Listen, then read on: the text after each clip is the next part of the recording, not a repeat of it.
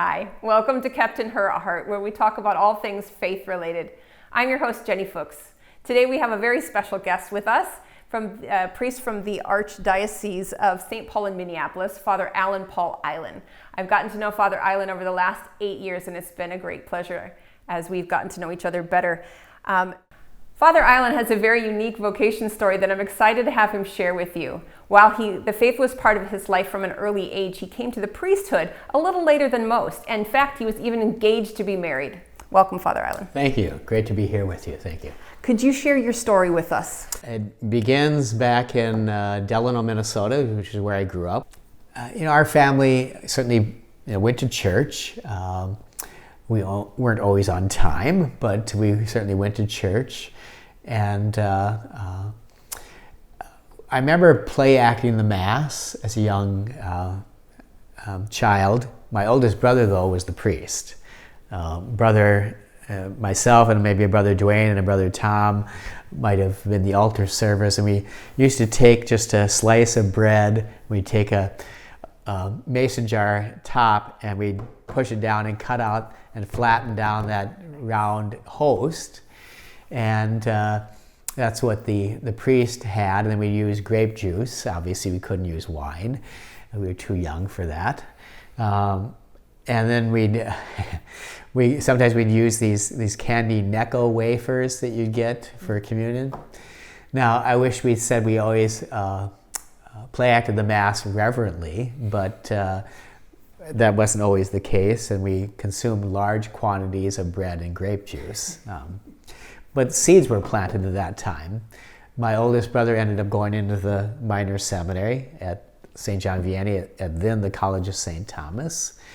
And they wanted him, he graduated in 1978. The same year I graduated from Delano High School, and they wanted him to go on the major sem, but he felt he wasn't called to that. He's married today with 6 children. And I went the opposite path. As you mentioned, I was engaged to be married 26 years ago.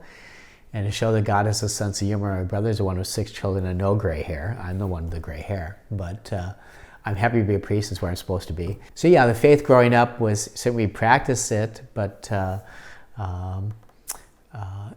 our family was not unlike many families. As I always have said, there's only one holy family, and yours and mine is not it. And I grew up in an alcoholic family. My dad was an alcoholic for 50 years, basically till the day he died. I think through that struggle, one can always go one of two directions. You can become angry and bitter and resentful, or you can let God in, which I think my dad did more and more. The faith starts in the family. That's the church in miniature. But as much as we want priests to come from good, healthy families, family life gets messy. But yet God is still there if we turn to Him. And I can't mention the number of people that were praying for me, especially after college when I started working. I was a biology major at St. Thomas. I wanted to go to medical school. And after that year, the Lord kind of showed me medical school wasn't where He wanted me, so I ended up working with Midwest Medicab Olson Ambulance, later became part of the Health East Hospital system in St. Paul. I was an EMT, but I never worked ambulance per se. It's a process. It's every vocation. The Lord calls when He calls, whom He calls. And I had to go through certain experiences in life to get to the point where you give my free yes. And love has to be a free yes. It can't be coerced. And so I met one of the most beautiful young ladies I've ever met in my life in 1993. Had a love for the faith, intelligent gal, a dear sweet soul, and gorgeous. What more could one want? But we just took it slow in that, and then in 97 we were engaged to be married. And I thought I'd visited before that in 93. I'd visited actually it was in 95. I visited the Legionnaires of Christ in Connecticut, spent a couple weeks with them. I was in a men's discernment group. At that time, there was co-vocations directors, Father John Ubel, who's now the rector of the Cathedral of St. Paul. I should say the National Shrine of the Cathedral of St. Paul. And then Father Stan Mader, who's pastor at St. Joseph in Waconia now. They were co-vocations directors at that time. And I remember telling Father Jubel that I was going to pursue sacramental marriage, and I know he was disappointed, but God gives us free will. Well, after I got engaged, there should be a peace and a joy looking forward to the marriage date, and something was missing. And I thought I had made my decision, and I talked to 3 or 4 different priests, and they all said, in terms of discerning, I made my decision not to change anything. But when I tried to talk to my former fiancée about it, the engagement broke off. And then 3 months after that, we got back together for another year before we finally parted ways. And that was a painful time. We couldn't go back to the way things were before because things had changed. And it was becoming more and more obvious the Lord was beginning to take us different directions. I know the way we met was certainly of the Holy Spirit, but sometimes that's just for a period of time, and he has something else in mind. It's kind of like with a number of men that enter seminary. Sometimes it's just meant for them to take the next step, and then they discern that they are indeed, let's say, called to marriage, for instance. And so when we got back together, things had changed, and it was a struggle for that year. And we finally parted ways in February of '99. But I wasn't ready. It took me another 3 or 4 years before I was ready, basically about 4 years. So it was 2003 that I basically, okay, Lord, I believe this is what you want. I had people ask me, Allan, when are you going to the seminary? Allan, when are you and so getting married? And yes, the Lord does speak to us through other people, through other events and circumstances, but He's always trying to speak to our hearts.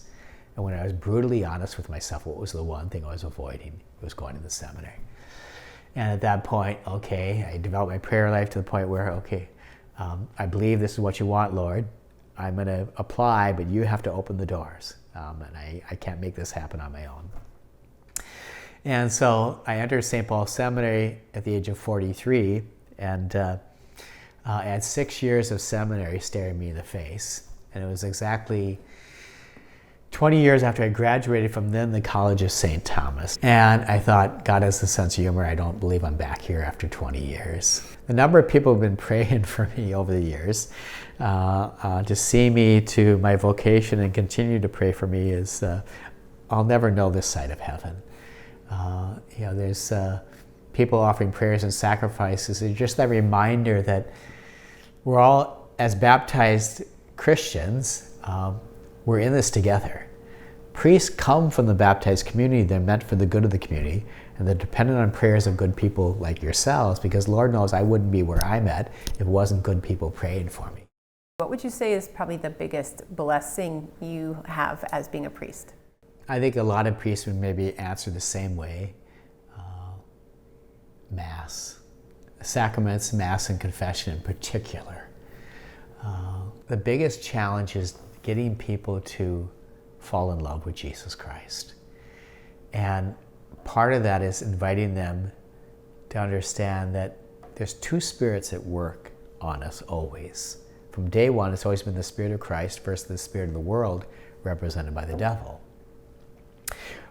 We mustn't put evil on the same level as God. God's the creator, evil's a creature.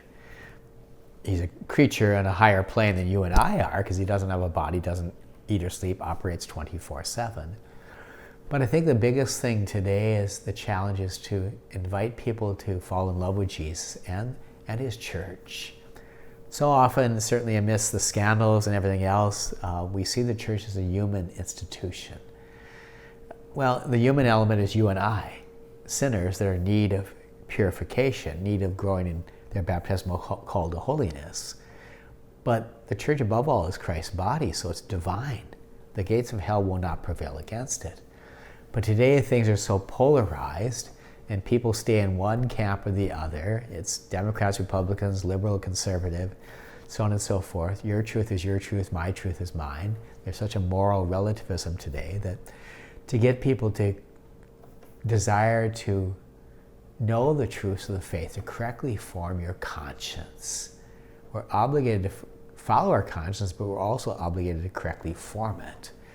And there's this resistance today to do so. We want to stay in one camp or another. And well, that will not lead us to truth, and it will not lead us to love, because truth and love are the two essences of God. And while we talk about them separately, they're really one, because they're wedded as one. And the resources we have today in the church are fabulous, greater than we've ever had in history.